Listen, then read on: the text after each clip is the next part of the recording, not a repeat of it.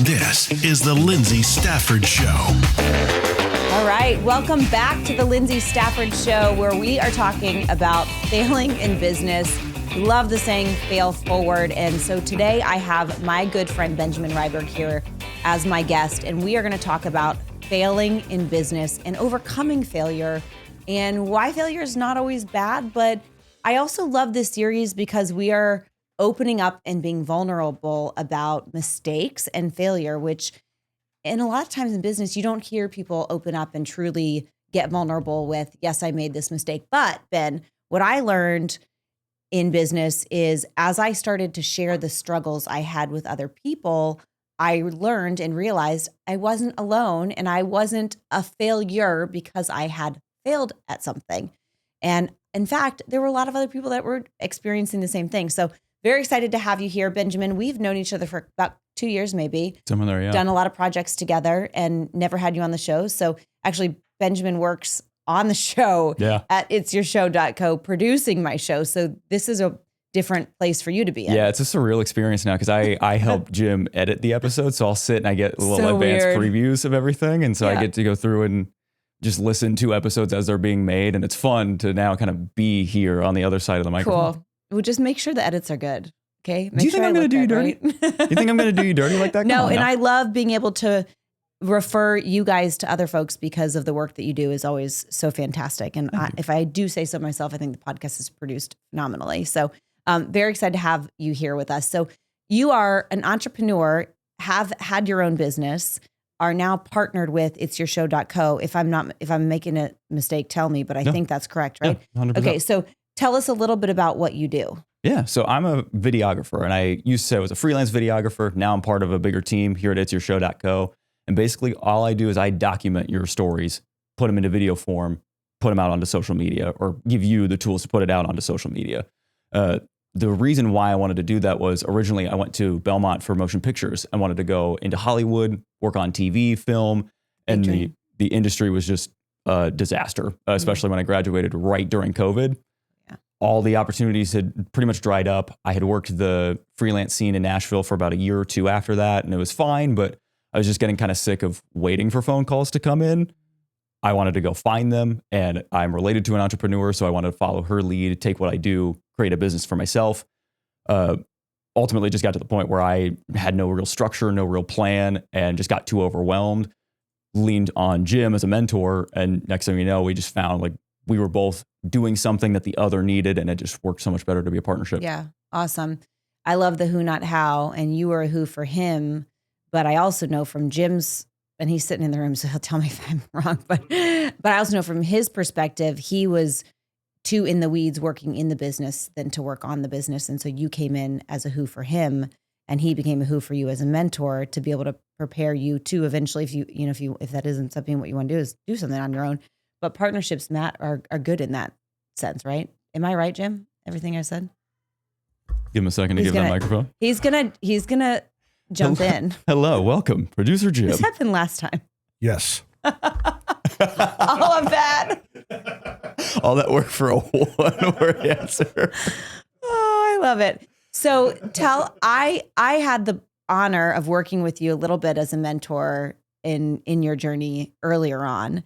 And you told me a little bit about what you want to talk about because the whole series is on failure. And so you are prepared to share some of your failures. And I'm just going to let you tell us when you think about failing in business that's helped you to fail forward. Tell us your story.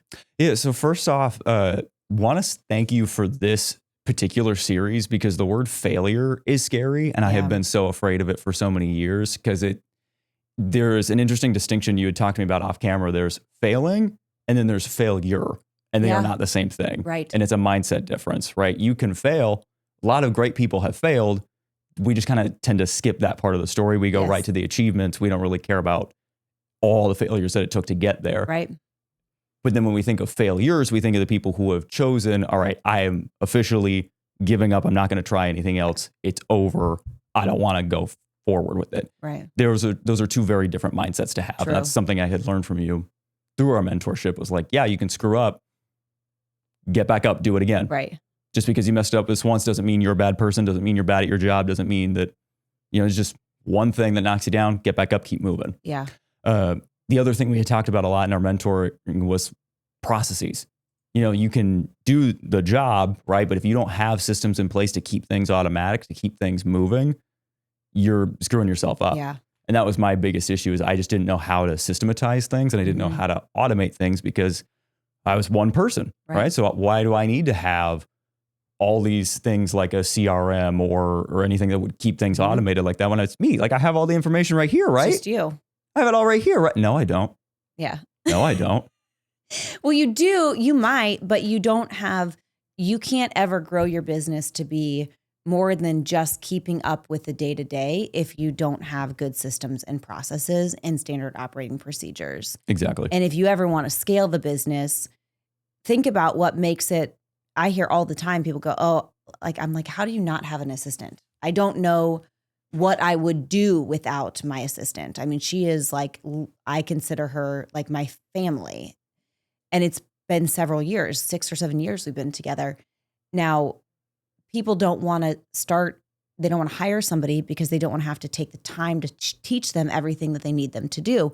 Well, when you're putting a procedure on paper, virtual paper, on whatever, this is the standard operating procedure. This is how we do this. Anything from, let's say in my line, we book a lot of event spaces, and I do a lot of travel and events. And so we have a standard operating procedure for hosting an event in the Middle Tennessee area. These are the steps we take. We call, these are our preferred vendors. This is what we're looking for. These are the questions we ask. This is how we book it. This is the rate that we expect to stick to. This is who we use for catering. This is what we're looking for. All of those things written down so that if, let's just say, God forbid, my assistant can't do her job anymore, there's a document that somebody else can come in and take over, right? And when we're starting in business, we don't think that way. And so then we're also oftentimes doing work multiple times. So you would talk to a client or a prospect and pitch them, right? So I know some of the stuff you do is like social media work or, X amount of videos. We've worked on projects together where you're coming into, film at different times for some people. And you'd have to make the pricing up as you went because there's no system for that. And you and I worked through some of that. When you think about that, it's so time consuming, and you can't work on your business because you're constantly doing the same work over and over again. Yeah, exactly. It felt like I was reinventing the wheel every single time. Yes. And that was what was frustrating, was I would have someone come to me and I should have had a clear answer. Yeah. But part of it was just being inexperienced and learning about what it is that I was trying to do, what it is that I did well, what I didn't do. That's another thing that's important to learn, is like, you have a lane and you can stick into it. And it's not bad to say, this isn't something I really do. I could help you find somebody who does, though. Yeah. I just was at the point where I wanted to do anything and everything I could possibly get my hands on, whether or not I was good at it. I just wanted to do the work. Problem is, if you're just trying to do everything, not everything is the same. So somebody's website video is going to be very different than their event recap video. Yes. It's going to be very different than a masterclass style, like multi-camera presentation. Yeah. So it's learning about like what goes into actually producing that, coming up with a system to put an effective rate on it and be able to explain, this is why. Yeah. This is the value that I'm bringing. Especially, it's hard in a creative industry since you're not like bringing a product. Right. It's all labor. It's all creativity, and you having to be able to put a firm number on that and justify that price. It's tough. And I had to go through a couple of years of just like absolutely eating it and getting it wrong and screwing up potential jobs to learn. Yep. And I learned, and that's worth it. It's a mutual friend of ours calls it tuition. It's like, that's the price you pay to learn what you do. Yeah. But now I'm at the point where, okay, I know what I do and I know what I do well, and I know what it takes to do that. And what's nice is I have a team now that I can rely on to say, all right, this is the part that I do well. I do the process side of it well. Yeah. Jim, can I have your help with, planning out the shoots, scheduling everything, and juggling all these things that we have going on? Not having to rely on just myself for that is huge. Yeah. No.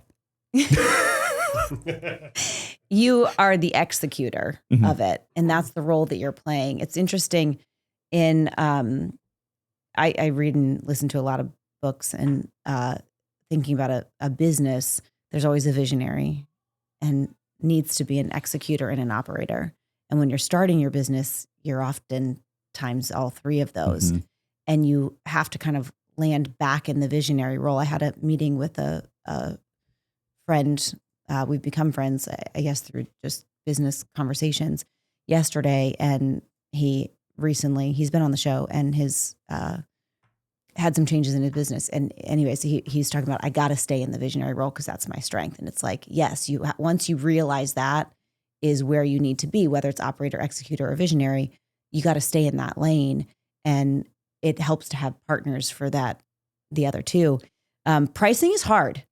Like, I find that even when it comes to pricing my own products, I rely so heavily on my team to say, like, you guys need to help be in charge of this, because it is so hard to value yourself and your time, to place a value. You can value yourself, but to place a value on your time. And then we tend to think as humans with our own pocketbook, what would we pay for this service? And that keeps us from being successful and pricing ourselves right. And most people should raise their prices by 10 to 30%, like right now. But they won't, because they have a hard time pricing themselves. Yeah, they have a hard time valuing themselves. And another thing is, like, especially in my field, I have seen a lot of people who are putting up of a bravado, trying to present themselves as more than what they are. And so then people who want to work with creatives will get burned because they're getting overcharged and under-delivered on. Yeah. And that was always my fear when I went into business for myself. I was like, no. I have to ensure that what I give people is 100% quality, even if I get 50% of what it's worth. I would rather be underpaid and make sure they're happy and get their business later and start to work my way back up, because being a nobody starting a business, I need to kind of prove myself first. Sure. And earn the confidence. The confidence breeds competence, and competence breeds confidence. So as you do it, you build confidence by executing, and then you become more capable and you feel like you can charge more. So funny that you bring this up. This is in the world of people that I am surrounded with for business owners. Now, some come and go, some I stay in contact with, but typically the ones that I have in my circle have that philosophy of under promise and over deliver. I have to deliver. There is a world of business owners that don't feel that way, that are all about that are all about revenue. And I've never found myself to be able to be in that place. It's always, I want to make sure that what I deliver exceeds your expectations. And it's disappointing if it doesn't, if it's a product that I have control over, right? There are things that you can't control, but when it comes to working with somebody, delivering a creative product, that is hard, because you have to be really clear on the expectations and the scope of the work. And in my line, you have to be really clear on deliverables and what that is, defining what success looks like from the beginning, right? So how have you found that in what you're doing, and have you ever failed to set the clear expectation 100%. or identify it? Yeah, 100%. I've screwed up on identifying it. And part of it in the beginning was more so learning, how do you have that conversation in the first place? Yeah. Because I admit I'm a bit of a nerd.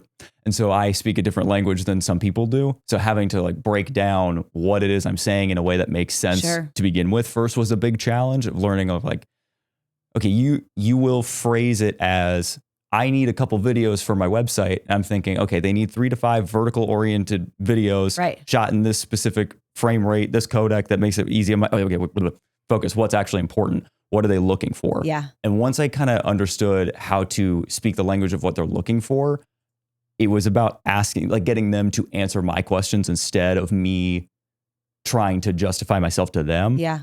It was more of like, okay, you want videos? Cool. What does that mean exactly to you? Walk me through. What's your vision? What are you seeing in your head? Like, close your eyes, tell me what you see. And that gets them to kind of think through. What people don't realize is they don't know what they're asking for sometimes.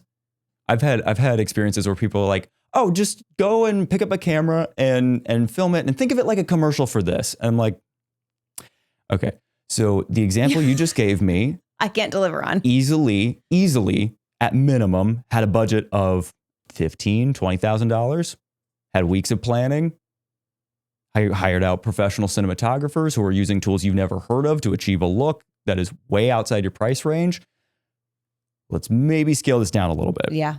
It also helps a lot if people have references in mind. If they're like, I have seen this, I want to stay kind of in this vision, because now I can see what it is they're seeing and Sure. think about it through a completely different lens.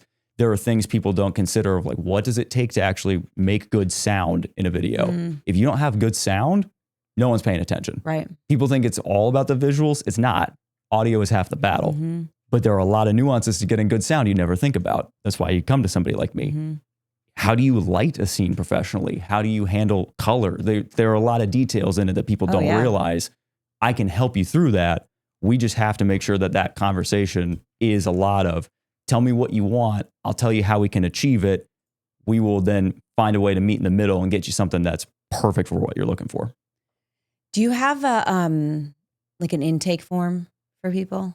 Not a formal form. We probably should, but it's more Systemized. Yeah, really. Back to the system. Yeah. So we started doing that for new clients that come in of like, let's say my team's going to do a workshop or we're going to take on a fractional client and be, identifying certain deliverables within a certain time frame, getting really clear on what's expected and what success looks like is so important to be able to, for you especially. I think about, my brain is thinking about with what you do, all the cost of maybe renting certain cameras or lenses or products, lights or backgrounds or whatever. You have to be so specific with the vision in order to price it so that you can make sure you're covering your cost and your margins are there. And that's got to be so specific. So when we do what we do is like, we take it in a intake form that's, what's your vision? What does success look like? A lot of other questions, but getting very transparent with exactly how would you define success? So it's interesting thinking about how you do that for your projects. Your sales cycle's got to be a little bit longer, I would imagine, because it's not a quick phone call. We schedule the meeting. It's like, we got to have a consult to make sure, then we got to price it. Then we got to meet and talk about price. And so it's very detailed, but you were missing that before. And now you're like, I know the system that I have to have. So it's funny. You talked about the education, the cost of education or tuition, you called it. And I think it's really true. I say like, my education has truly come from being in the field, doing the work in the business of growing businesses. And we all learn that. It's like, we may not pay $40,000, $50,000 a year, like to a college for our education, but we probably learn it by losing some money in the beginning with our business by I've undervalued myself or my team, and we've all made those mistakes, right? So can you talk about that where you maybe had to take a loss? Or maybe you haven't. Yeah. I mean, I've had more experiences where it's like, I'd never taken a true like loss in the sense of like, I absolutely screwed up a job to the point I was just like, just don't pay me or whatever. Yeah. But it was more of like that consistent undervaluing where I left money on the table in the negotiation side of things. That's where I really paid for it. And then it was the amount of time that went into it. One of the things I had to learn was like, what actually is the amount of time that goes into creating a video? Because what people don't think about is they will really only see you for the shooting portion of it. They'll talk to you a little bit in the consultation side. It's the post-production side that takes the most time. It's that edit portion that can really get wonky if you're not careful about it. And I've had projects where I think, it'll take me X amount of hours to do, and when really it's double or triple that length, because there are nuances of like, I'm doing a multi-camera shoot and someone happens to walk across two of the cameras and there's no good way to cut around it. So I've spent 20 minutes looking through all my angles trying to get it to where it's seamless, because I'm really picky about stuff like that. I want to make sure that when you're sitting and watching, you are in the experience and you're not wanting to pick up your phone and do something else. You're in it. Yep. So then when something like a problem like that comes in, all right, now I've just wasted however much time trying to solve an issue that I wish I could have been able to figure out had I been a little bit more clever in the consultation side of things and get a real estimation on who's going to be there. What are the walking paths of this event space that we're in, stuff like that. So that's kind of where I've really paid that tuition, is more so in time. And it just happens. It's like price of admission. You have to learn, you have to be experienced. You have to go through it. I remember early on, I've talked about Kim before, but Kim Kiefer was like my favorite boss I've ever worked for back when I was in retail. She was one that promoted me from store manager to a DM. And then I went back to work for her again later. That's actually how we got to Tennessee. I went to work for her at Nike. Nice. They moved us here from Baltimore, and she would just say, it's just time and roll. Like it's just, you have to have time in your role and you learn how to get better at the things because you've walked the halls before, you know what's around the corner. And the first couple of years in business, you do a lot of walking down new halls that you've never explored. So you're learning and running into new things all the time. And pricing is one of those things where you're so excited to like get the sale that you're like, it's okay. I don't care if I can make it. I just want to do it. I just want to have like your first sale. You're like, I just want to be able to say, I did it. I got a sale.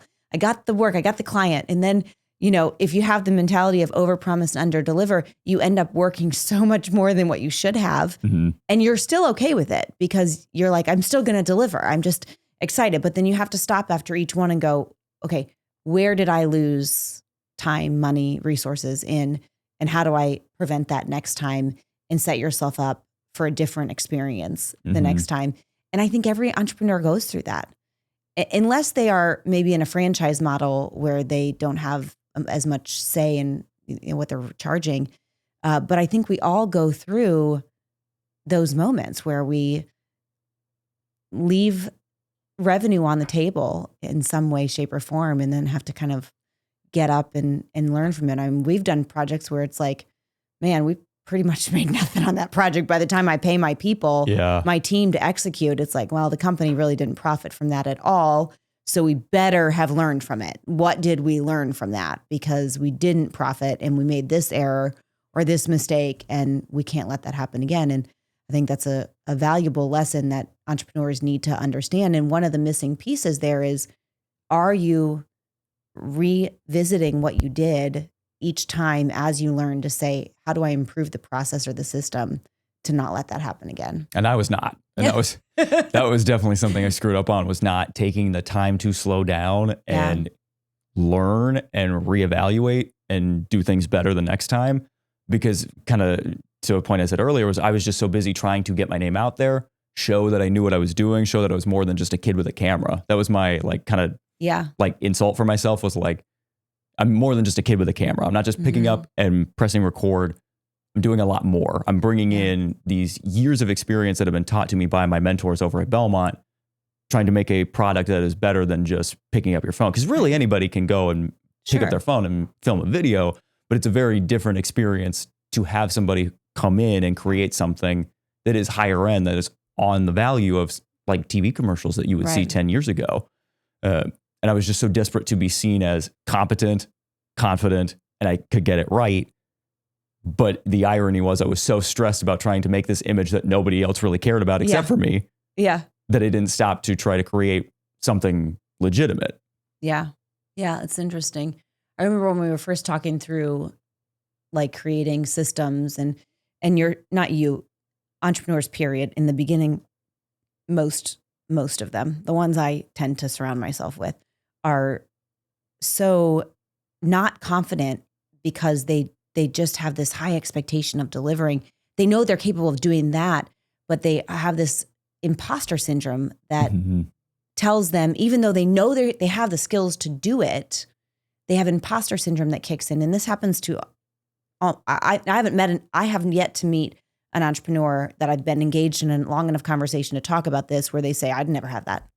Everyone's like, oh yeah, that still can creep back in anytime you start something new, or maybe you go through something challenging with a client or an experience that knocks you down. And all of a sudden you're like, well, maybe I'm not that good at this, or maybe I'm not capable of doing this. And that's so reassuring to hear, because that's what I kept thinking the entire time. And I never wanted to ask anybody that question of like, hey, have you ever been there? Yeah. Because did you ever feel like you couldn't do the job? Do you ever feel stupid or incompetent? Because there were just so many points where I was like beating my head against the wall. Not literally, fortunately. There were a couple points where I was this close, but just sitting in front of my computer, just like wanting to hit my head into the screen, because I'm like, how did I mess this up again? How did I get back to the exact same problem that I was 3 projects ago? How did I not learn anything from this? And it was just simply not taking the time to reflect and build a system to work against my own bad habits and like prompt myself to be better, prompt myself to lean into those good habits and grow from there. Yeah.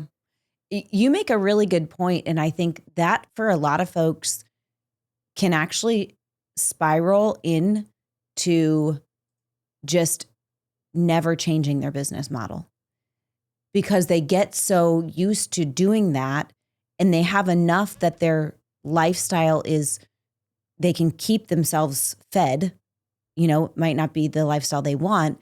But I talk to way too many business owners in my line of work with how many business owners I'm connecting with that they can't see besides what they're doing right now. And an outside coach or consultant or mentor, whatever, can come in and go, dude, how do you not see this break in the system? Like, this is what I do, right? I go in and say that you're broken here. I know how to fix it. I can show you how to fix it. I can help you fix it. I can take my team to do it for you, but you got to fix this gap. And you're so young in your career, Benjamin, that you're in a place. I love your name, by the way. That's also my son's name, as you know, but I'll give that name a little plug. Benjamin. Yeah, I'm only allowed to call him Ben though. I do call him Benny Boy. He doesn't like that, but I still do it. I get that every now and again. You do? Yeah. Or Benny Boo Boo. That's what Isabel used to call him. Benny Boo Boo. Anyways, you're so young in your career, Benny Boy, that you are, Jim shaking his head at me, that you have learned that early on, that you have to stop and reflect. And I'm fortunate. I have my dad as my business coach that I talk to literally every day of my, every morning. It's part of my start of my day. But people that go and build a business and don't have a coach or a mentor, they end up never hitting where they could actually, what they could achieve, because they don't get out of the cycle of just doing what they've always done. And right? just doing what they're familiar with. My dad was actually talking to me about this, and he reminded me of this phrase he loves. It's like, you work to live, you don't live to work. And when you're so stuck in your process and you're just kind of getting by, a lot of people I've spoken to lately are just kind of in this state of like, I'm just trying to get by. Yeah. I just need the system to work. And I know that there are a lot of holes in the boat, but I have enough hands and feet that I can kind of plug all the holes and I can keep the boat afloat until I get to the next port. The problem is, when is the next port? Right. You don't know that. You're just so stuck in making sure the boat is afloat that when you come by in another boat, I'm losing this metaphor very quickly, but when you come in, Lyndsay, and you see, like, you can see all of these issues, you know how to help them fix. And I have the solve for them. Yes, this is how you fix that, right? But so many people just keep going that way, and it's not a life to live where you've created this, and we're kind of getting into the next level, right? There's first level entrepreneurship where you are just doing it and wearing all the hats, and that has to happen. But at some point, I said this earlier, I don't know, had lunch with a friend, client, not that long ago, and they don't have an assistant. And I'm like, how are you surviving? Oh my gosh, I wish I had an assistant. I don't know what I would do without an assistant. But then there's also like, when do you bring in another person? Like Jim brought in you to execute, right? Mm-hmm. And if he tried to do all that himself, he can't work on his business, which is what was happening. He was doing everything, and he knows he needs to, it was at that point where he needed to get out of the weeds. And that is the spot right there that most business owners never move past. They don't move past the hire that gets them out of the day-to-day execution. They stay in the weeds, and they never grow to a place where they can take the company to a different level because they won't hire the person to execute. Do you think it's just a fear or anxiety thing that's I think every that? Business owner is different, but I think it is the root of that. The root cause of that is two things. One, it's fear, and I felt it. Every time we grow in my company, when we make another hire, I'm like, okay, it's another person I'm responsible for, right? Yeah. I had this conversation yesterday with another business owner. You build this monster and you have to feed it or it dies. And so the more people that you have to feed, you have to keep the business going enough to provide to cover the cost of the company, right? So I think that a lot of people are fearful of, I don't want to be responsible for that. I don't want to have that overhead. I don't want to take that my stress level to that level. They think it's a different stress level.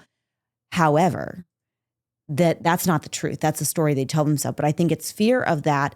And I also think the second piece is a couple things. Second is lack of control. Giving up control is really hard. I know I have myself experienced that. I still do. Here I talk about who, not how, and I leverage other people. And I still have moments where I go, well, crap. Why am I doing? why am I in this meeting right now? I do not need to be in this meeting. I need to let my team take this over, right? I still have those moments where I realize giving up control of something you built, your baby, is hard. And so I think it's fear of responsibility. I think it's control. And the third piece, and there are others, but these I think are the main ones, is the overhead. It's the cost. It's the actual cost. They think they want to pick up pennies and step over dollars. They don't want to pay someone to do the work that they can do when they are not valuing their time appropriately. Because as a business owner, as an entrepreneur, the thing that is the most valuable to you is your time. And it's not just your actual 24 hours in a day. It's this time.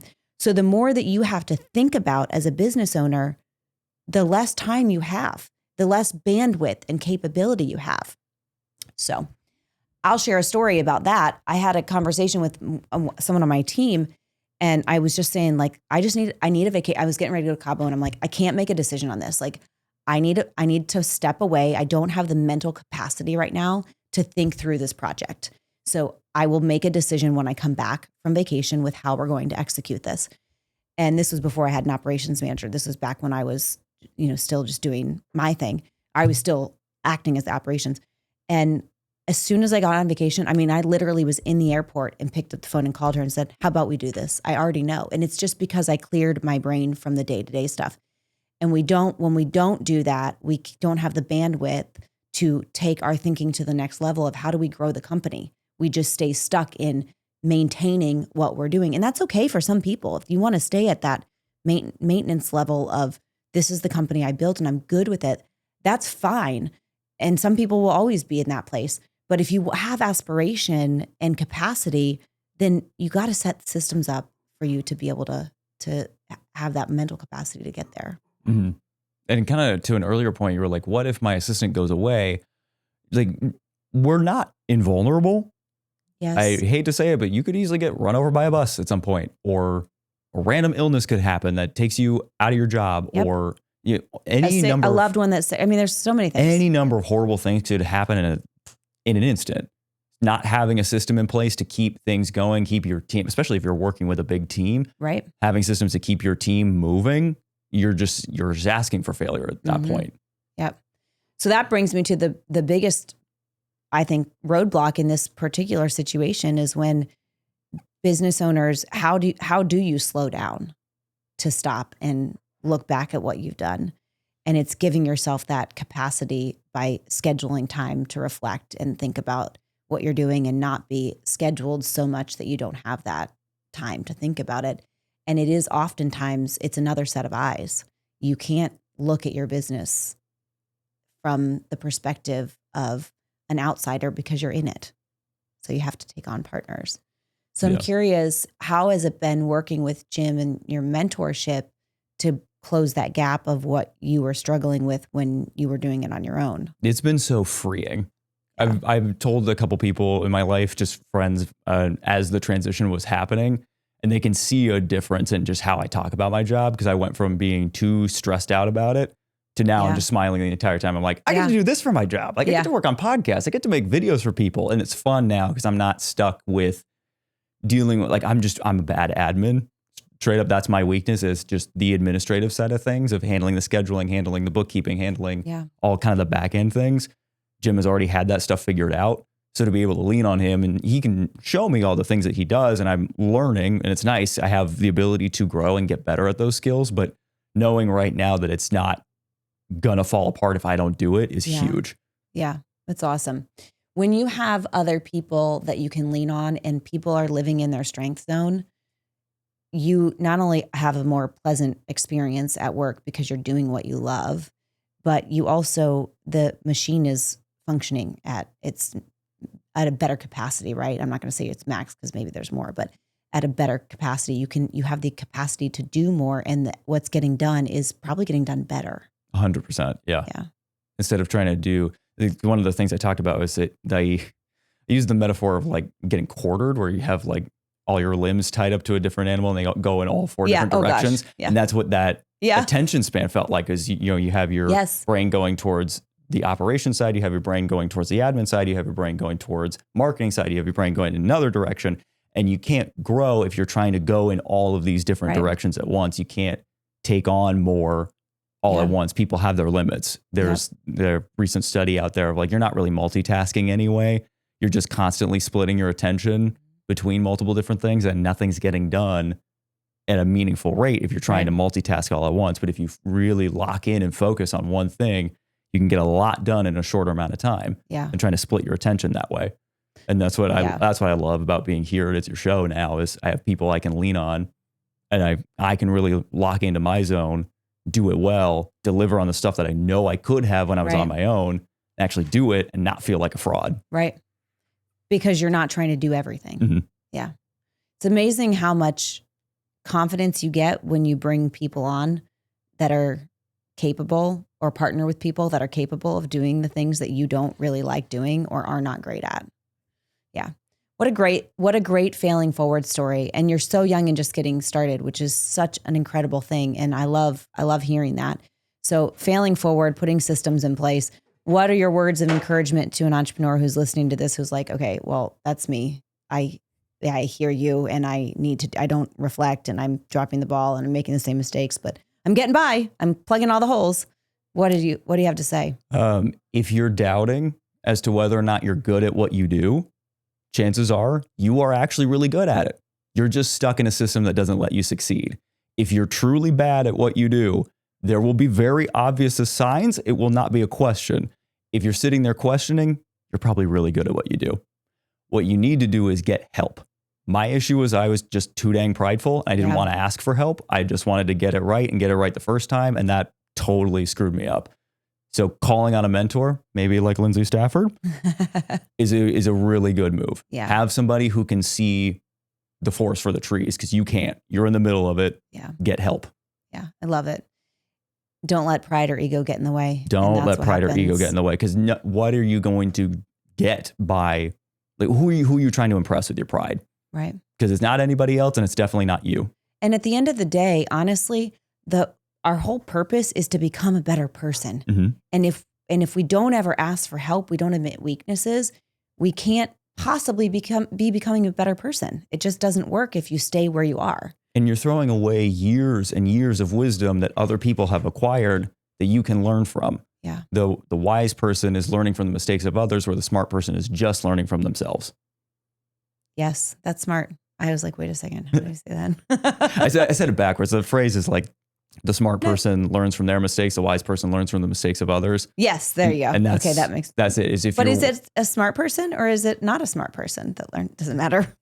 I mean, they're both admirable qualities, but it's a matter of, I like to lean on wisdom more than just smarts. Definitely. So I like it. I like to learn from the people around me. And if you're not learning from the people around you, what's the point? Yeah. What are you doing? You're not going to get better. You're not going to be the best. So thanks for sharing your failure story. Thanks for having me on here. Your story of failing. But you're not a failure. I'm not a failure. And this has been such a cathartic experience to hear the word failure a couple times and not automatically assume that that's a bad thing. I'm like, no, I failed at something. Yeah. And it's great. okay. It means I'm going forward. Right. It means we got to normalize it. Yeah. We got to normalize it. Mm-hmm. Awesome. Thanks for being a part of the Lyndsay Stafford Show today, Benjamin Rydberg. Thanks for tuning in, listeners. This is episode of the failed business stories here on Lyndsay Stafford Show. If you got something out of this, odds are somebody else might too. We love a 5-star review. If you don't have a 5-star review, you don't need to leave one. But if you have a 5-star review, please leave one. Like, share, send it to someone who you're going to help, and listen on to the next one. Thanks for being here.